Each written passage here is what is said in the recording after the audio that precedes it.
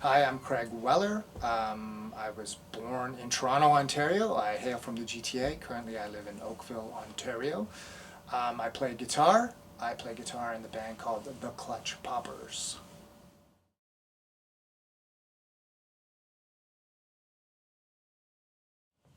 So I'd say, in regards to personal influences, I would probably say my neighbors. A lot of neighbors growing up, you'd go into their basements and in their crawl spaces and you'd look around and you'd see a guitar case and you'd pull it out and you'd be like, ooh.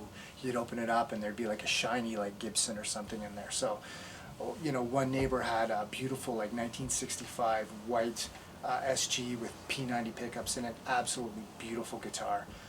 Another neighbor growing up, I'd go to my friend's place and his dad would have like a 1955 Fender Telecaster just sitting out there and on a stand, and I'd just be like, ooh, ah, you know what I mean? So in terms of personal influences, I would definitely say next door neighbors and just, them being into music and just talking to them and listening to them, they really influenced me wanting to play guitar. So musical influences. In regards to musical influences, specifically early music influences, I would say the record collection I inherited from my dad really influenced me. Within that record collection, there was Rolling Stones, Beatles, Bob Dylan, Paul Butterfield Blues Band. The good stuff that I think you should start off with. And I would specifically talk about the first Rolling Stones album, which was called England's Newest Hitmakers. A lot of covers, but just like a great like rock and roll album. And in a way, you can kind of almost like liken it to punk, because what they did is they took a lot of the songs that they were doing and they were covering them and they sped them up a little bit. So in my opinion, that's kind of like a punk rock kind of thing to do. So, but anyway, Rolling Stones, England's Newest Hitmakers, great record.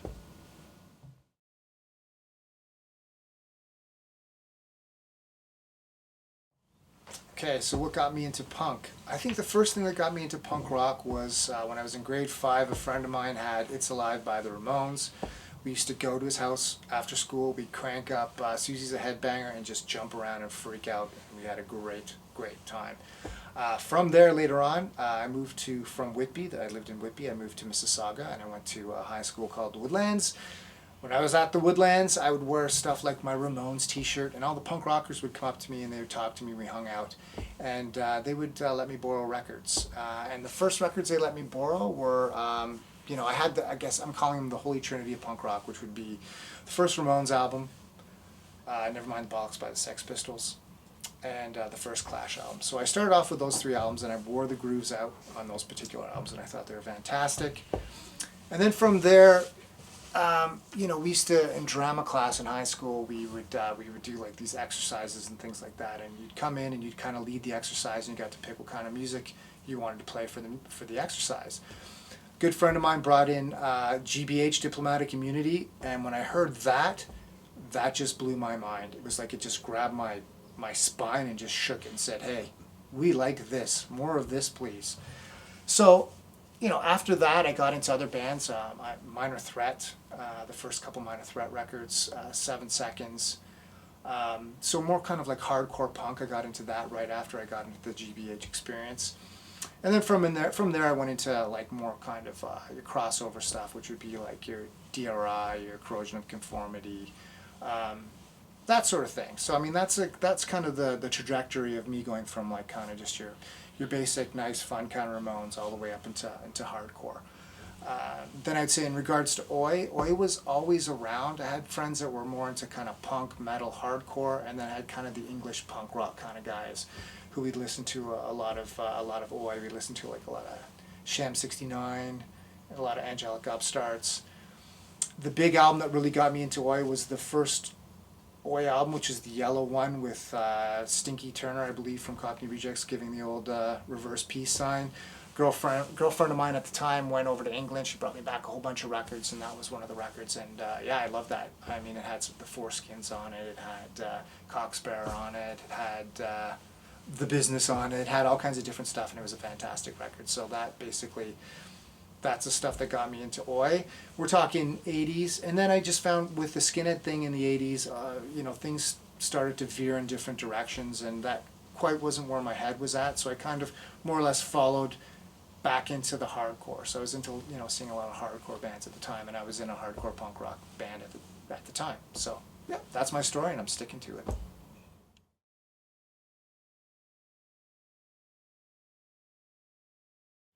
So the first show I ever saw was Stevie Ray Vaughan at Massey Hall. I was 15 years old, and I got to see the great man, the great guitar player. It was absolutely fabulous. If you're a guitar player, he's definitely one of the people that you want to kind of watch and just, you know, even on YouTube, if you got a few minutes, watch a couple, you know, a couple live shows from Stevie Ray Vaughan, and if you want to play blues and rock and all that sort of stuff, watch him because he's a master. The second show I saw would be the Cult, also at Massey Hall, for the Love Tour, and that was a fantastic, great show. The first punk show I saw would be GBH and Dead Glow Abortions at Larry's Hideaway. I believe I was like 17 or 18 years old. We shouldn't have been in there. We shouldn't have been drinking beer, but we were. Great show. I remember my friends and I were sitting at a table. We're watching Dead Glow Abortions. They were doing Acting Like Black Sabbath. We were laughing our asses off. After that, we all bought Fetus the Fetus, and that was the album for like a full year. Also, GBH came on. Jock hit his first chord. I jumped into the pit. My first introduction to a punk rock show was an elbow straight to the nose, which was fantastic. Kind of bent down, kind of the eyes watered for a bit. I stood up, took a sip of beer, and I went right back out there. So that was my first punk rock show, my first kind of punk rock experience.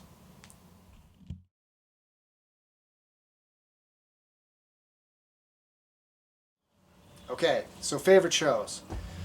I recently saw Roger Waters at the Scotiabank Centre, and that was fantastic. I know it's not really a punk thing, but Roger Waters is awesome. He's a man who sticks to his beliefs, man full of integrity. The show was great, it was awesome.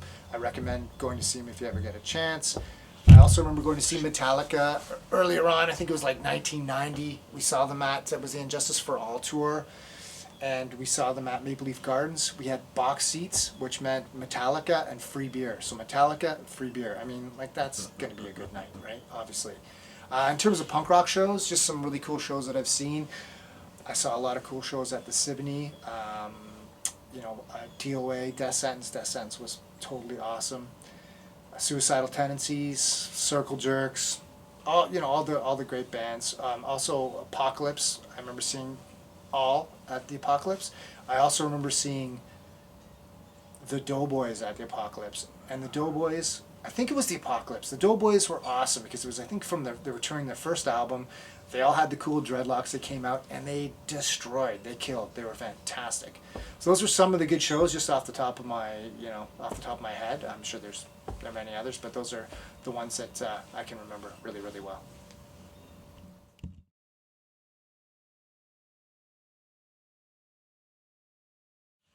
Okay, craziest thing at a show. So one of the craziest things would be, I think it was back in the 80s and stuff, when I was a young man going to high school. The Ramones came to town, and they were playing at RPM at the time. And it was, you had to be 19, so it was a licensed event. I was 17, so I thought, yeah, I'm a smart guy. I'm going to go downtown, Toronto, get myself some fake ID. So I went down Toronto, got some fake ID. Both a friend of mine, we both bought tickets the same day. We bought the tickets, then we went to get the fake ID. So we did this. Day of the concert, we go to the concert, we line up, you know, we're walking towards the entranceway. My buddy gets in, doorman doesn't even ask him for ID. He asks me for ID, he looks at my fake ID and laughs and gives it back to me. I'm like, okay, fine. So I'm looking around, I'm like, I'm not defeated here, I'm getting in to see this show. So I walked around the back, and I saw the door where all the bands load in their equipment. So I looked at the door, and it was kind of like a chicken wire sort of situation. And one of the little pieces of wire that attached to the main door was like popped open. So I went, stuck my finger in, popped another piece of wire off, then another, then another, then another. Pulled that up, reached around, grabbed the door handle, popped it, opened up the door, and ran inside. Snuck in behind all the marshals, saw my buddy, he waved at me, I waved at them. I took my ticket, handed it off to a friend. My friend went to the front door, sold the ticket. I made a little bit of money, I bought a Ramones shirt, drank a couple beers. That was all awesome. And then the cherry on top of the sundae would be, when the Ramones were playing, I was on the front of the stage, at the front of the stage, right in front of Dee Dee Ramone, and I'm looking up, and Dee Dee Ramone's playing, and he flicks his pick. So it's going up in the air, it's turning around, just up in the air, up in the air, up in the air. It's coming down, it's coming down, coming down. I grab it. 3 people are on me, there's a fight on the floor. Not really a fight, but everybody's going for the pick and stuff like that. But I had it, I held on to it, and that's my Ramones story. So it doesn't end there. So the next year, I'm 18 now, and in RPM, the Ramones are playing again at RPM, same venue, everything's the same. So my friend, same guy I went with the first time, we go to the Ramones concert again. Again, I've got my fake ID, hoping that it's going to work the second time. So we get to the front door, walking towards the front door. I don't know if it was the same doorman, but my buddy again, he got let in, same age as me. He was let in, not a problem, not an issue. Doorman asked me for my ID. I give him the fake ID. He laughs again. I'm like, so I took the ID and I said, okay, fine, I'm not defeated. I know what happened last time. So I walked around the back, and this time I brought snips from my dad's garage, right? So I went in, and snips are little like wire cutters. So I went around to the back and I just snipped open the whole door, and there were like 20 people behind me. They knew what I was doing, and they're all like young kids underage. We all opened up the door and snuck in again. So it happened twice. So that's my crazy punk rock story.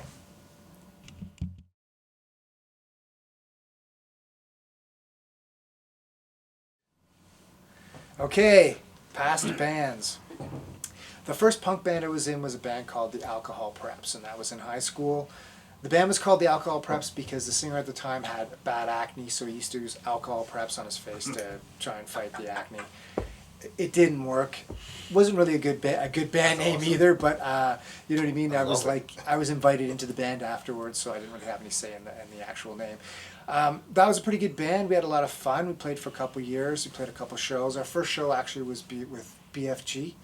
I think it was New Year's Eve 1988, and with another band called Forced Anger from Detroit, which was really cool. It was a good punk band, a good punk show. That was fantastic. After a couple years, that band disbanded. Then I played in a few bands. One was called Stickman, the other one was called 78 Days. 78 Days was interesting because the singer was from a band called DOG. The singer was from a band called DOG, Death of Gods, and they were from Mississauga, which were a pretty, I think, popular. They were pretty much a popular hardcore band in the GTA area. I think in the late 80s. So he was the lead singer, and the guitar player, I played bass, the guitar player and the drummer were from a band called Deep End, who were from Etobicoke, and they were also in a band called Degenerate Youth. And that was a great band. We played together for quite a number of years. Then we disbanded. Milo went to college, Craig went to university, I did all that sort of stuff, so the band thing was kind of in the background for a while. In the 2000s, I started picking up the guitar again and playing and starting to play with a few different bands. One band I played with was a Sex Pistols cover band. We were called Anarchy in the CA. We played together for a number of years. Played some exciting shows, and that was fun. And then from there, I'd say the next band I played in was Prior Convictions. Did that for a number of years, and that was great fun with Dwayne and the boys there. I did that for a number of years, like I said, and that was great. Now I'm in a band called the Clutch Poppers, which I stated earlier.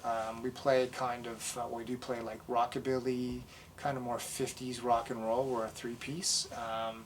Everybody plays and everybody sings, and it's a great time. If you want to check us out, you can check us out on YouTube. Just go to YouTube and type in Clutch Poppers, the band, and you'll see all kinds of videos of us playing and stuff. And I would encourage you to check it out. I hope you like it. Please like it, comment, do whatever it is you need to do. But that's pretty much it. That's my history of playing in bands for the last little while.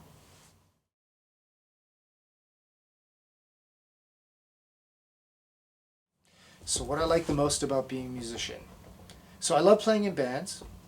I love the social aspect of it. I like the idea of, getting together in a jam studio, setting all up, cranking the guitars, cranking the drums, cranking the bass, having a couple beers, having a couple laughs. It's just a really, really good social thing.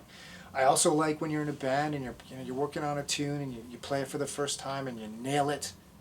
You stop, you look around the room, and everyone has this look of satisfaction on their face. It's like not a word has to be said, but there's just like a really good feeling. Everybody just, it's just kind of a spiritual thing. It's fantastic. So that's probably another reason why I like to play in a band. I mean, I just like the you know, just having that kind of intimacy with you know, other bandmates and stuff like that. When you play a song and you nail a song, it's like words don't need to be spoken. It's just like it's a feeling. So that's another awesome thing.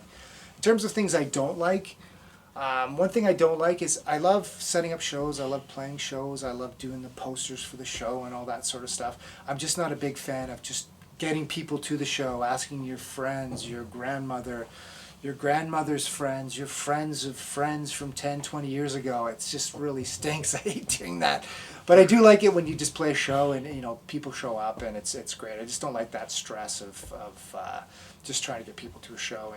And Steve mentioned this before, and I'm going to steal it, but loading in and loading out really, really sucks. Especially at the end of the night after you've had a couple beers and you're kind of like mentally and physically exhausted after playing, and then you've got to load up, unpack, you know, pack your stuff up and get it back into your car and, you know, make sure you don't forget anything and all that sort of stuff. So those would be my two things that I dislike about being a musician. But for the most part, the pros definitely outweigh the cons, so it's all good.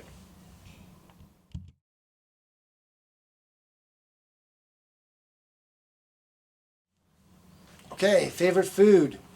I don't have just one favorite type of food. I have three. One would be chicken roti. Two would be burritos. Three would be steak.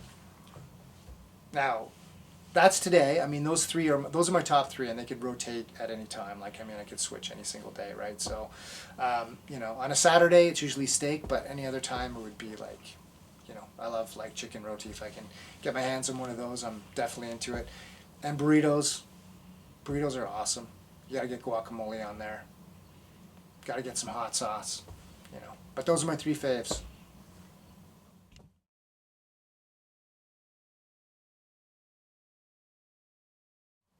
Okay, so my useless talent. I don't think it's useless, but it is a talent. So yesterday I was watching a documentary, and they were interviewing people, and I noticed that when they were interviewing people, they would zoom in with the camera.